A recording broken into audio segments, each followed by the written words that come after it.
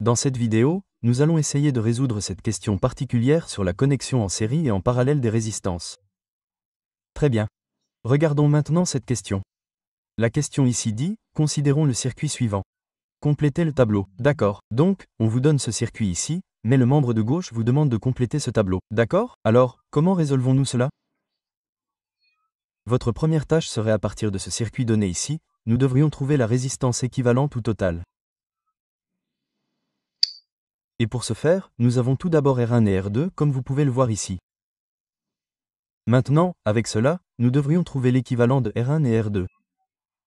Ces deux-là, nous devons trouver leur équivalent. Et pour ce faire, nous pouvons voir que R1 et R2, ces deux-là, sont connectés en série. Très bien. Si vous voulez comprendre le concept de connexion en série et en parallèle des résistances, nous l'avons déjà tweeté dans notre cours précédent. Je laisserai un lien dans la description de la vidéo. Très bien. Alors, regardez la description de la vidéo. Vous voyez un lien vers le cours sur la connexion en série et en parallèle des résistances. Revenons maintenant à cela. R1 et R2 sont connectés en série. Prenons donc leur équivalent. Très bien.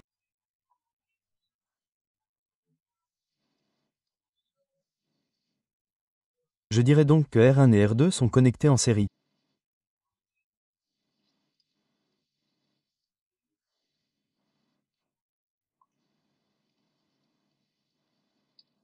Quel sera donc l'équivalent? L'équivalent de R1 et R2 est R1,2. Très bien.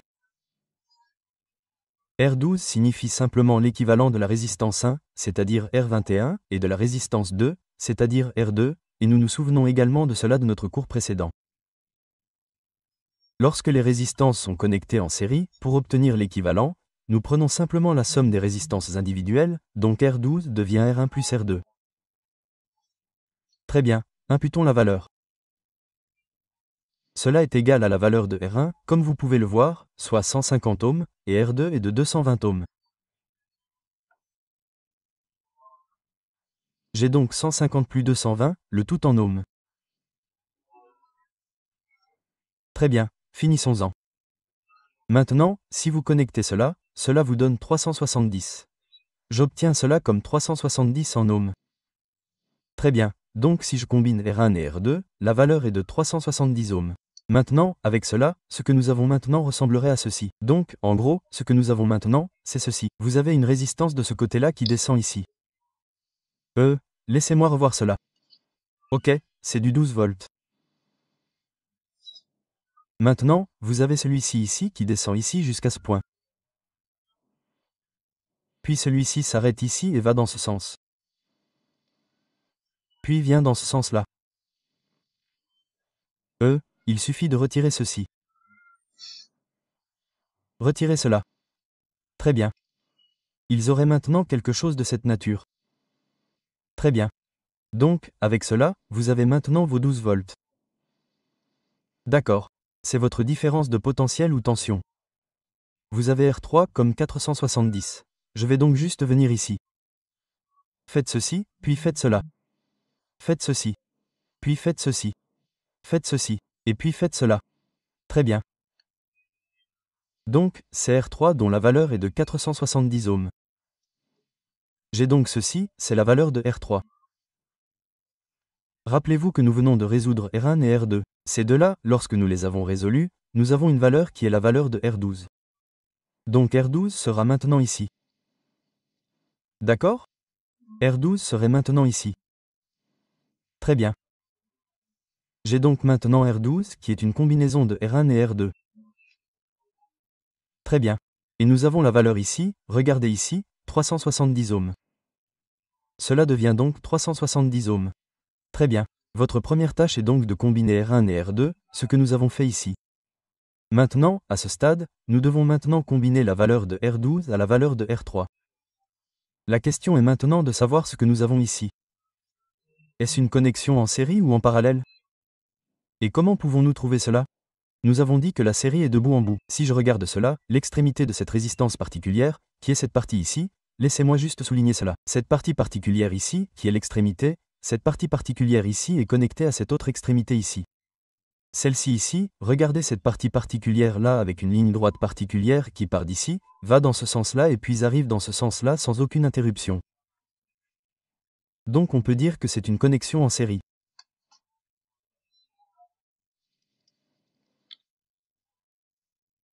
Donc on arrive ici et on dit aussi que R12 et R3 sont en série.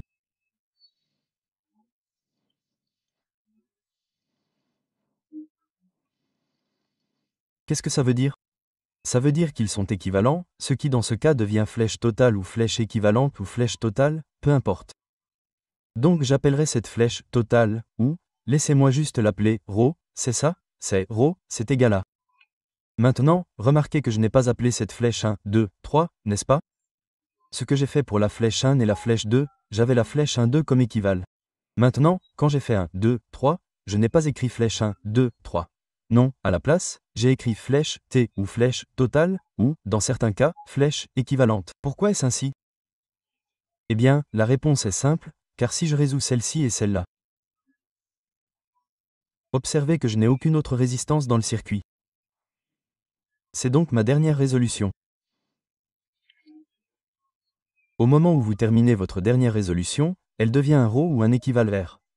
Pour la première, la raison pour laquelle nous utilisons R12 est que si je résous R1 et R2, il me reste R3, une résistance particulière que je dois résoudre. Donc à ce stade, vous n'utilisez pas ρ. D'accord. Vous n'utilisez donc ρ ou un équivalent R que lorsque vous traitez la toute dernière résolution. C'est le concept ici. Très bien. Très bien. Passons à cela. Je vais simplement enlever cela et continuer. Encore une fois, comme ils sont en série, je vais simplement additionner leurs valeurs. Donc R2 devient R12 plus R3. Et cela équivaut à la valeur de R12 qui est de 370. Cela devient 370 plus la valeur de R3 qui est de 470, ce qui donne 470. Très bien, mettons bien sûr les deux en ohms. J'ai donc 370 plus 470 et cela fait environ 840. Donc 840 ohms. C'est donc le total. Donc le total R est de 840 ohms. Je vais donc revenir à mon tableau ici. Le total de la flèche est d'environ 840 en ohms. Très bien. Très bien. La première tâche est donc terminée. Maintenant, en ce qui concerne le courant de remplissage, voici ce qu'il faut noter. Veuillez noter ceci. Notez ceci. Pour les résistances, notez ceci.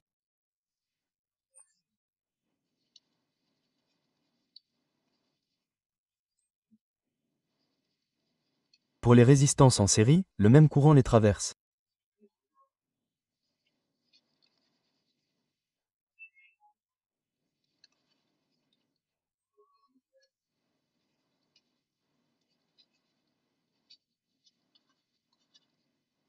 C'est donc quelque chose à noter. D'accord, concept très important.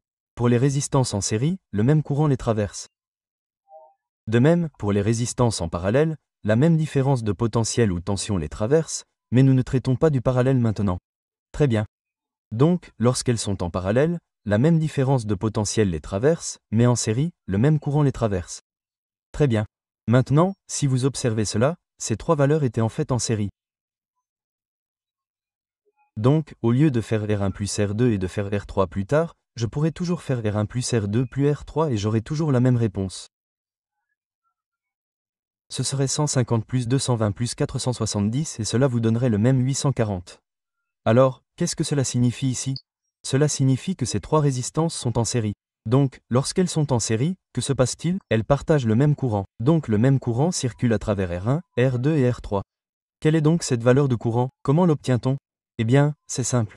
Maintenant, ce que nous faisons est simple. À partir de ce schéma particulier ici, celui-ci formerait un nouveau schéma qui ressemblerait à ceci. Maintenant, voici ce que nous savons. Le nouveau schéma ressemble à ceci. Voici ce que nous savons. Nous savons que nous avions la tension, n'est-ce pas? Nous avions notre tension, 12 volts ici. Puis ici, nous avons ceci et cela. D'accord. Ensuite, nous avons ceci. Disons qu'ils se rencontrent tous les deux ici. C'est la résistance totale. Ils se rencontrent ici. D'accord. D'accord. Ceci, puis ceci. Très bien. Donc, voici mes 12 volts et voici la valeur de ρ. Arta RT égale à 840 ohms. J'ai donc ceci. Très bien. Alors, comment obtenons-nous le courant? Que faisons-nous? Nous utilisons la loi d'Ohm. Très bien. Utilisons la loi d'Ohm. Rappelons-nous maintenant que la loi d'Ohm mathématiquement, nous pouvons obtenir la loi d'Ohm en disant que V est égal à I astérisque R. D'accord, le R utilisé ici est maintenant RT. Vous pouvez donc dire que V est égal à I astérisque RT. C'est la loi d'Ohm. La valeur de V est 12. Elle est égale au courant, c'est ce que nous recherchons, le temps total est de 840. Alors, comment obtenons-nous I? Nous obtenons I en divisant les deux côtés. Je vais diviser cela et aussi diviser cela par 840. Diviser cela par 840. Diviser cela par 840. Cela annule cela. Prenons I à partir de là. À partir de là, nous pouvons avoir que I est égal à 12 840e, ce qui fait environ 0,14.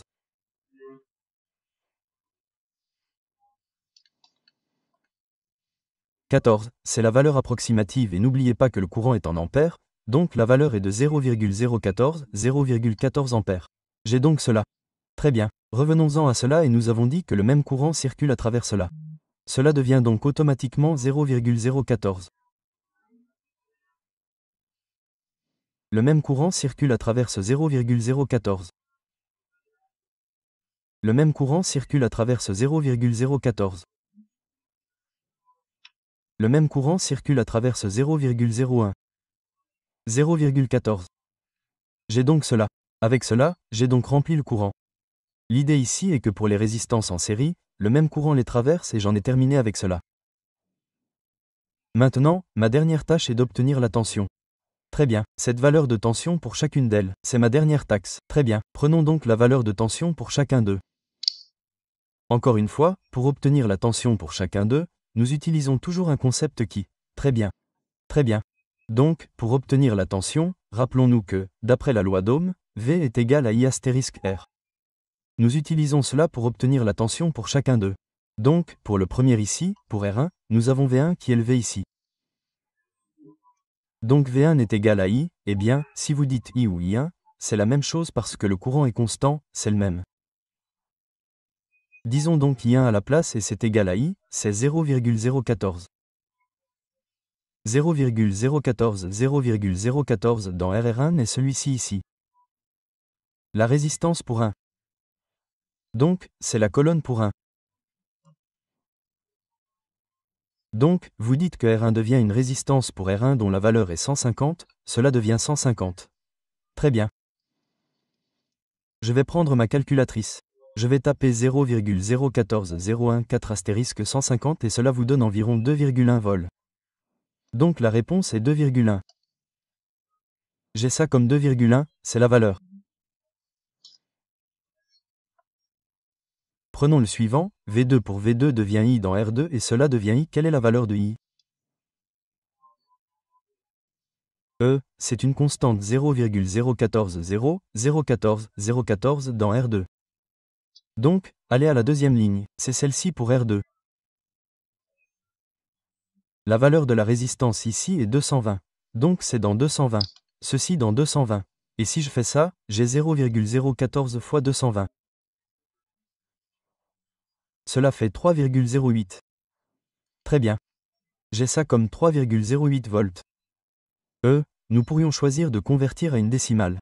Cela donne 3,1 volts. Donc ça marche ici.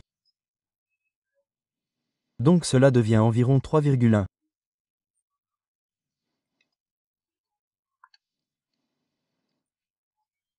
Prenons pour R3 ou pour V3, c'est la tension de R3, c'est-à-dire IR3, et c'est égal à I, 0,14 dans R3.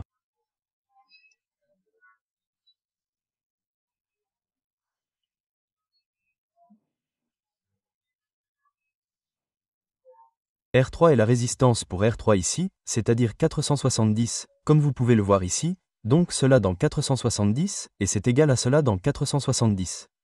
Qu'avons-nous là? C'est littéralement 6, 3, 6, 58, c'est-à-dire 6,58 environ, ce qui vous donne 6,66 volts.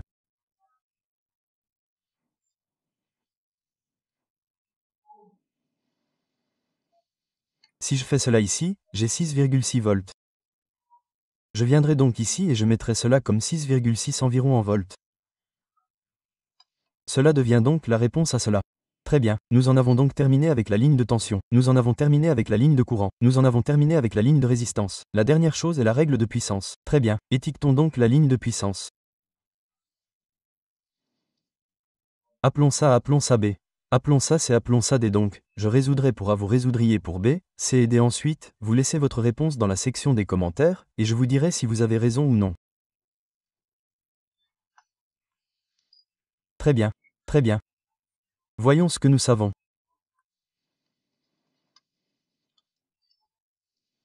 Car nous savons que P est égal à quoi? 4, n'est-ce pas? C'est une formule pour P encore une fois, nous en avons parlé dans notre cours précédent. Je laisserai un lien dans la description de la vidéo pour la partie P égale à 4 où vous pouvez toujours utiliser I puissance 2 flèches. Quelle que soit la réponse, vous avez la même. Très bien. Comment est-ce que I au carré? Eh bien, nous venons de dire que V est IR. Donc, si je mets V comme I ici, j'aurai quelque chose qui ressemble à I dans V. V lui-même est IR. Et cela vous donne I astérisque I et I2 astérisque R. Voilà comment nous avons obtenu la réponse. Mais peu importe, prenons P1. Donc P1 sera égal à I bien sûr, I est constant dans V1. Et cela est égal à I 0,014 dans V1. Prenons la valeur de V1. V1 est simplement la tension pour R1. Donc si je regarde la colonne R1, c'est ça. Très bien. Maintenant, la valeur de tension est de 2,1 comme vous pouvez le voir. Donc V-bas sub-bas 1 est de 2,1. Donc je mettrai ici ceci dans V1 est de 2,1. Prenons cette valeur. Quelle est la réponse ici? Cela est égal à G 0,014,014 astérisque 2,1 et cela vous donne environ 0, ce qui vous donne environ 0,29, environ 29, la puissance est mesurée en watts. La puissance électrique est en watts. Donc 0,029 watts. Très bien. Cela signifie que le A ici est de 0,029. Donc, j'ai ça comme 0,02029. C'est la valeur, d'accord. Donc, avec ça maintenant, je vais vous laisser passer à l'autre taxe. Là, votre taxe maintenant est de trouver la valeur de B, de trouver la valeur de C, puis de trouver la valeur de D. Laissez-la dans la section des commentaires, et je vous dirai si vous avez raison. D'accord. Donc, écrivez simplement B égale à ceci, quoi C égale à ceci, quoi D égale à ceci, quoi. Laissez-la dans la section des commentaires, et je vous dirai si vous avez raison, d'accord? Les gars, comme d'habitude, d'accord, les gars. N'oubliez pas que vous pouvez consulter mes cours disponibles sur mon site web. Rendez-vous simplement sur www.jonaanu.com/courses où vous pouvez consulter les livres disponibles sur www.jonaamano.com/books. Très bien, faites bien de créer un compte sur le site web, puis de vous procurer l'un des cours ou livres disponibles. Vous pouvez également vous abonner à ma chaîne pour avoir accès à des cours exclusifs réservés aux membres de la chaîne. Très bien, je vais laisser un lien vers mon site web ainsi que pour rejoindre ma chaîne dans la description de la vidéo. Je vais également laisser un lien vers notre chaîne WhatsApp. Très bien, rejoignez-nous et vous recevrez des nouvelles sur notre chaîne WhatsApp. Très bien, les gars. N'oubliez pas d'aimer cette vidéo si vous l'avez appréciée. Si vous avez appris quelque chose, cliquez sur le bouton j'aime. Laissez un commentaire. Pour votre commentaire, je vous ai donné une tâche. Obtenez la valeur de B, C et D, laissez-la dans la section des commentaires, et je vous dirai si vous avez raison. Très bien. Ensuite, n'oubliez pas de vous abonner. Si c'est votre première fois ici ou si vous n'êtes pas encore abonné, n'hésitez pas à cliquer sur le bouton s'abonner et à tout sélectionner. Très bien. Cliquez sur l'icône en forme de cloche. Sélectionnez tout pour être averti lorsque nous mettons en ligne du nouveau contenu. Enfin, partagez cette vidéo avec vos amis afin qu'ils puissent également apprendre. Très bien, partagez-la avec vos amis sur le groupe WhatsApp de votre département afin qu'ils puissent également apprendre. Très bien, merci beaucoup et à bientôt pour notre prochain cours.